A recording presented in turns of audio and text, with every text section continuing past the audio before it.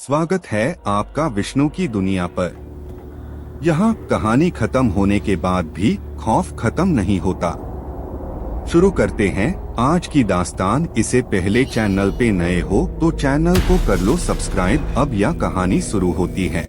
गांव के किनारे एक पहाड़ी पर एक पुरानी हवेली खड़ी थी। हवेली इतनी पुरानी थी कि उसकी दीवारों पर काई जम चुकी थी, खिड़कियों के शीशे टूट चुके थे और लकड़ी के दरवाजे अपनी जगह से उखड़ चुके थे। गांव वाले कहते थे कि इस हवेली में कभी नवाब शौकत अली रहते थे, जिनके पास एक ऐसा चिराग था जिसमें एक जिन कैद था।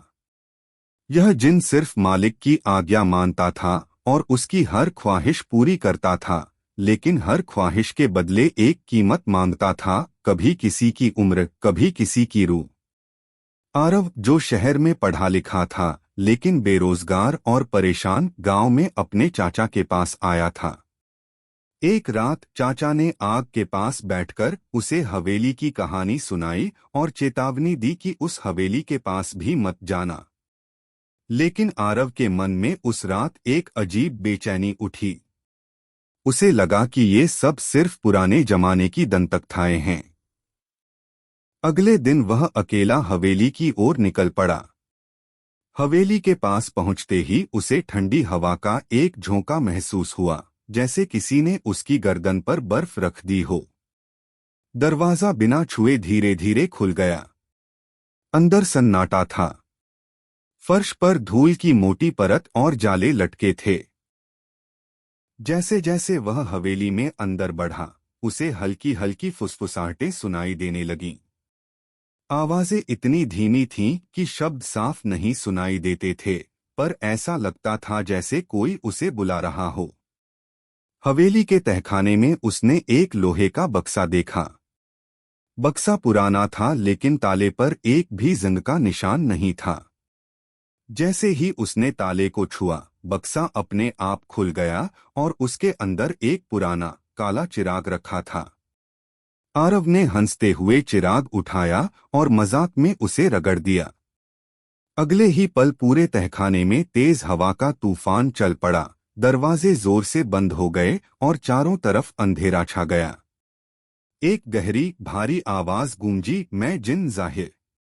तेरी ख्वाहिश क्या है? आरव डर तो गया, लेकिन उसने जल्दी से सोचा कि क्यों न इस मौके का फायदा उठाया जाए। उसने कहा, मुझे दौलत और ताकत चाहिए। जिन्न की आंखें लाल चमकने लगीं और उसने कहा, तुझे सब मिलेगा, लेकिन हर चीज की कीमत होती है।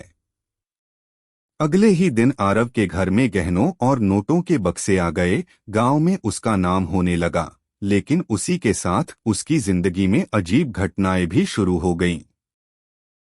रात को उसे अंधेरे में किसी के कदमों की आहट सुनाई देती। आईने में कभी कभी उसका चेहरा धुंधला होकर किसी और में बदल जाता और सपनों में वह हवेली का अंधेरा तहखाना बार बार दिखने लगता।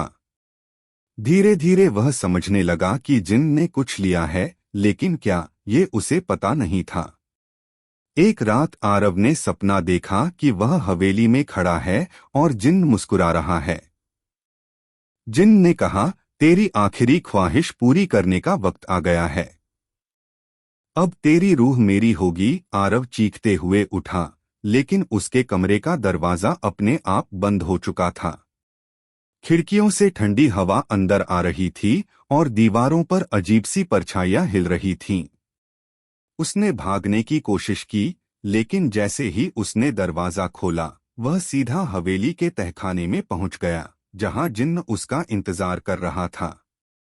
जिन्न ने चिराग उसके सामने रखा और कहा, जो मुझे आजाद करेगा, उसका शरीर मैं अपना बना लूंगा। आरव समझ गया कि यही आखिरी मौका है।